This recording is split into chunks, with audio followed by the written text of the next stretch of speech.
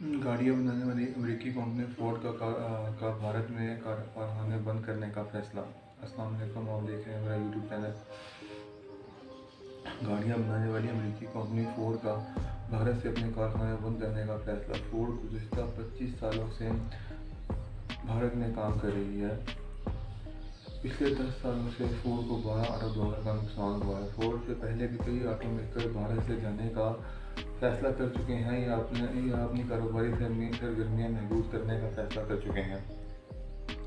पिछले साल टोयोटा ने अपना नए कारखाने भारत में अपने नए कारखाने बनाने से इनकार कर दिया था।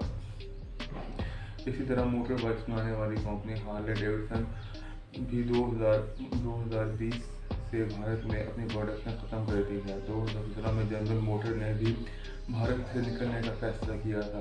बैनुल-अक़वामी कंपनियों का भारत से जाने से कई हज़ार लोग बेरोज़गार हो गए हैं। माहिरीन के मुताबिक ऑटो कंपनीज़ का भारत से जाने की कई वजूहात हैं। उनमें से एक वजह है इंडस्ट्री में मुकाबला। भारत में जापानी गाड़ियाँ ज़्यादा पसंद की जाती हैं और अमेरिकी गाड़ियों को कम पसंद किया जाता है। इलेक्ट्रिक गाड़ियों का रुझान। अब दुनिया भर में इलेक्ट्रिक गाड़ियाँ आ रही हैं और इस पे हर मुल्क की हुकूमत सब्सिडी दे रही है और लोग भी इलेक्ट्रिक गाड़ियों को ज़्यादा पसंद करते हैं। टैक्सों में इजाफा। भारत में गैर मुल्की कंपनियों पर बहुत ज़्यादा टैक्स लगाए गए हैं। तलब में कमी।